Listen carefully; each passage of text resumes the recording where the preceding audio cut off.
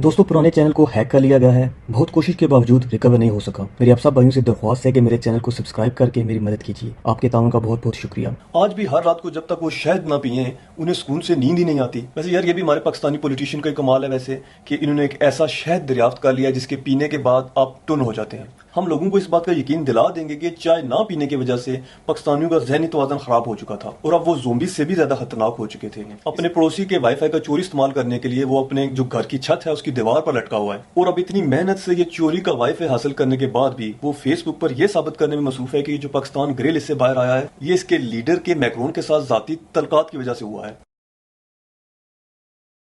अस्सलाम वालेकुम दोस्तों, शहबाज शरीफ साहब कहते हैं कि कपड़े पहनना छोड़ दो, इसहाक डार साहब कहते हैं कि दालें खाना छोड़ दो और अब एहसन इकबाल साहब कहते हैं कि चाय पीना भी छोड़ दो। कभी कभी तो मुझे लगता है कि यार हम लोग देवदास हैं और ये जो हमारे लीडर और हुक्मरान हैं ये हमारे ऊपर पारो बनकर मुसल्लत कर दिए गए हैं। इतनी फरमाइशें और डिमांडें तो शाहरुख खान के साथ बेचारी ऐश्वर्या राय ने नहीं की जितनी हमारे हुक्मरान हमारे साथ करते हैं। यार फिल्म में तो चलो फिर भी कोई एक पारो थी उसको संभाला जा सकता था, यहाँ पर तो हमारा हर हुक्मरान ही पारो बनकर तो हमें एडवाइस देने चला आता है। पर यार इन सब के दरमियान में मुझे जिस बंदे की एडवाइस ने मुतासर किया है ना वो थी हमारे शेर की एडवाइस कि सुकून तो सिर्फ और सिर्फ कब्र में है। एक ही फिक्रे में सारी गली मुका दी, क्योंकि अगर चाय का सिर्फ एक कप इजाफी पी लेने से हमारी मईशत को खतरा आ सकता है तो फिर तो मैं कहता हूँ कि पाकिस्तानी अवाम के लिए जो बेहतरीन जगह है सुकून के लिए वो कब्र ही है, मगर वो भी सिर्फ और सिर्फ पाकिस्तानी अवाम के लिए, पाकिस्तानी हुक्मरानों के लिए नहीं। पाकिस्तानी जो हुक्मरान हैं उनकी अयाशियाँ तो वैसे ही जारी हैं। आज भी हर रात को जब तक वो शहद ना पिए उन्हें सुकून से नींद ही नहीं आती। वैसे यार ये भी हमारे पाकिस्तानी पॉलिटिशियन का कमाल है वैसे कि इन्होंने एक ऐसा शहद दरियाफ्त कर लिया जिसके पीने के बाद आप टुन हो जाते हैं और अब ये लोग टुन होकर हमारे मुल्क को चला सकते हैं, उसमें मईशत को कोई खतरा नहीं होगा। लेकिन अगर हमने कोई एक इजाफी चाय की चुस्की ले ली तो हमारी इकोनॉमी नीचे गिर जाएगी। अरे भाई इनको समझाओ कि हम लोग इस वक्त चाय पीने वाले ड्रैकोले बन चुके हैं। ड्रैकुला तो शायद फिर भी कोई एक हफ्ता निकाल ले खून के बगैर, मगर हमारा तो चाय के बगैर एक दिन नहीं गुजरता। कितने ही ऐसे बेचारे मेरे जैसे लोग हैं जिनकी आंख ही चाय से खुलती है और बहुत से तो ऐसे लोग हैं जिनकी कब्ज के खुलने का भी डायरेक्ट लिंक चाय के साथ है। यार हमारे यहाँ पर तो जब चार औरतें मोहल्ले में मिलकर बैठती हैं तो जब तक वो चाय की चुस्की ना लें उनसे अच्छे तरीके से दूसरी औरतों की बुराई नहीं होती। क्यों ऐसी औरतों की बदवाओं का रुख आप अपनी हुकूमत की तरफ मोड़ना चाहते हैं? पाकिस्तानियों के लिए चाय एक ऐसी चीज है जिसकी कमी के नतीजे में मवासलात से लेकर टॉयलेट तक के मामला खराब हो सकते हैं। अब मिसाल के तौर पर मुझे ही ले लीजिए, ये वीडियो लेट पब्लिश करने की सबसे बड़ी रीजन ही चाय थी। जब मैं स्क्रिप्ट लिखने के लिए बैठता, चाय की चुस्की लेता तो मेरे दिल में होल उठना शुरू हो जाते कि पता नहीं यार मेरी इस चाय की चुस्की से हमारी इकोनॉमी कितनी ज्यादा नीचे गिरी होगी और कहीं ये ना हो कि मेरी स्क्रिप्ट मुकम्मल होते होते जितनी मैं चाय पी जाऊं उससे तो हमारे मुल्क का बेड़ा गर्क हो जाए। यार मैं तो कहता हूँ कि पाकिस्तान में जितने भी चाय के बड़े बड़े मग टाइप के कप हैं ना जिनसे अमूमन ये जो बाहर के लोग हैं वो नहाने का काम लेते हैं, उन मगों की इंपोर्ट पर बैन लगा दिया जाए और ये जो छोटे छोटे कप हैं ये मार्केट में ले आए और फिर देखेंगे किस तरीके से हमारी इकोनॉमी अमेरिका की फाड़ते हुए जाके आसमान की बुलंदियों को छूती है और यूं सिर्फ चंद हफ्तों में हमारी इकोनॉमी दुनिया की सबसे नंबर 1 इकोनॉमी बन जाएगी। भाई कुछ दिनों से जो मेरे कुछ दोस्त हैं जो पाकिस्तान में होते हैं उन्होंने काले कर करके मेरी इतनी लंबी नाक में भी आखिर दम कर ही दिया। एक ही बात बार बार कह रहे हैं कि यार हांगकांग के अंदर पैसा इन्वेस्ट करना है, कोई महंगे महंगे से प्लाजे देखो, कोई देखो कहीं पर कोई छोटा सा जजीरा कोई बेच रहा हो, क्योंकि हमारे हाथ बहुत बड़ा माल लगा है। तो मैंने भी यार थोड़ी सी डर डर कर पूछने की जिसारत कर ली कि भाई जी आपके पास कितनी इन्वेस्टमेंट है।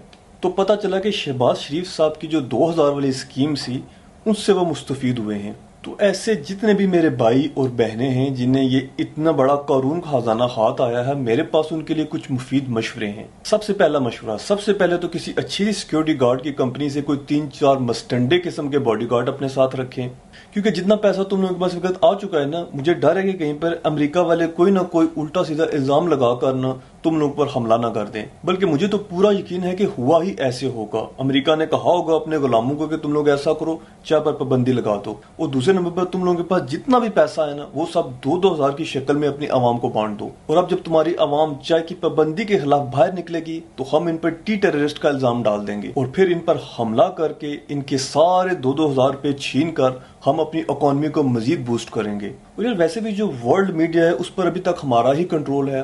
ہم لوگوں کو اس بات کا یقین دلا دیں گے کہ چائے نہ پینے کی وجہ سے پاکستانیوں کا ذہنی توازن خراب ہو چکا تھا اور اب وہ زومبی سے بھی زیادہ خطرناک ہو چکے تھے، اس لیے مجبوراً ہمیں حملہ کرنا پڑا تاکہ انسانیت کو بچایا جا سکے۔ تو یہ تو تھی بیرونی مداخلت یا پھر سازش جو آپ کے خلاف کی جا سکتی تھی۔ اب اگر بات اندرونی سازش یا اندرونی مداخلت کی جائے تو سب سے پہلے تو یہ چلا کر لوگوں کو 2000 کے بارے میں بتانا چھوڑ دیجیے، کیونکہ جتنے زیادہ لوگوں کو پتا چلے گا اتنے ہی زیادہ لوگ آپ کے دشمن بنیں گے۔ اب بات کرتے ہیں ٹپ نمبر 2 کے بارے میں۔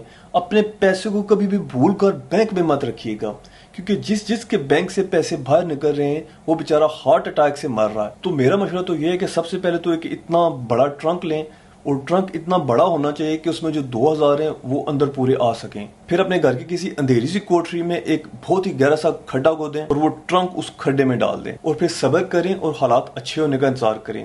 اور یہ اوچھا اور شودہ بننے کی بالکل بھی ضرورت نہیں ہے۔ ایسا نہ ہو کہ یہ آپ جو چولیوں حرکتیں کر رہے ہیں پوری دنیا کو گلا پھاڑ کے بتا رہے ہیں، کوئی آپ کو لوٹ کر تو آگے نکل جائے۔ اتنی خوشی تو اس بیچارے ننھے منھے سے معصوم بچے کو نہیں ہوتی جس کی مرغی پہلی بار انڈا دیتی ہے اور اس انڈے سے چوزا باہر آتا ہے، جتنی خوشی ہمیں گرے لسٹ سے باہر آنے کی ہو رہی ہے۔ جتنے بھی جو مختلف پارٹیز کے جو بھوکے ننگے ورکرز ہیں، ان کی وفاداری اپنے لیڈران کے لیے ابل کر باہر آ رہی ہے۔ ورکر بیچارہ اپنی پارٹی کو ڈیفینڈ کرنے کے چکر میں بھول چکا ہے کہ اس کے اپنے گھر کی حالات کیسے ہیں۔ اپنے پڑوسی کے وائی فائی کا چوری استعمال کرنے کے لیے وہ اپنے جو گھر کی چھت ہے اس کی دیوار پر لٹکا ہوا ہے، اور اب اتنی محنت سے یہ چوری کا وائی فائی حاصل کرنے کے بعد بھی وہ فیس بک پر یہ ثابت کرنے میں مصروف ہے کہ یہ جو پاکستان گرے لسٹ سے باہر آیا ہے یہ اس کے لیڈر کے میکرون کے ساتھ ذاتی تعلقات کی وجہ سے ہوا ہے۔ اور اب اتنی محنت کرنے کے بعد اگر میں آپ لوگوں کو یہ بتاؤں کہ پاکستان تو بھی گرے لسٹ سے باہر آیا ہی نہیں ہے، اور اب چونکہ ہماری انگریزی بہت زیادہ کمزور ہے اس لیے ہمیں جو بھی لالی پاپ دیا جاتا ہے ہم اسے اپنی صحت کے لیے ہیلدی سمجھ کر تو چوسنا شروع کر دیتے ہیں۔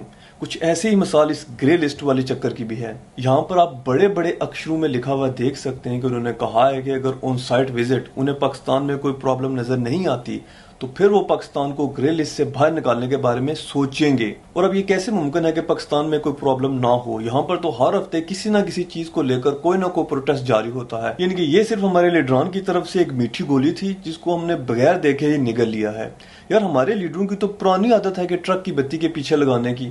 انہیں 100% یقین ہے کہ انہوں نے صرف اور صرف بیان دینا ہوتا ہے، ان کے بیان کو سچ ثابت کرنا ان کے سپورٹرز کا کام ہے۔ ان کے سپورٹرز کی جو بھوکی ننگی فوج ہے وہ چھتوں پر لٹک کر کھمبوں پر چڑھ کر یہ ثابت کر دے گی کہ اگر ان کی پارٹی نہ ہوتی تو پاکستان نے تو قیامت والے دن ہی گرے لسٹ سے باہر نکلنا تھا۔ یہ جو اندھا دھند فیس بک پر پاکستان کے گرے لسٹ سے نکلنے کی پوسٹیں لگا رہے ہیں، ان میں سے کسی سے بھی پوچھ لو کہ آخر گرے لسٹ ہوتا کیا ہے، اس میں کسی کنٹری کو کیسے ڈالا جاتا ہے، اس کے نکالنے کے لیے کیا کیا شرطیں ہوتی ہیں، کسی کو بھی نہیں پتا ہوگا۔ مگر فیس بک پر انہوں نے ثابت کر دینا ہے کہ یہ کام ان کے لیڈر نے کیا ہے۔ دوستو اگر آپ کو بھی گرے لسٹ کے بارے میں کچھ معلومات ہے تو مجھے نیچے کمنٹس باکس میں ضرور بتائیے گا۔ تو دوستو آج کے لیے اتنا ہی، ایک بار پھر آپ سے ملاقات ہوگی نیکسٹ ویڈیو میں، تب تک کے لیے اللہ حافظ۔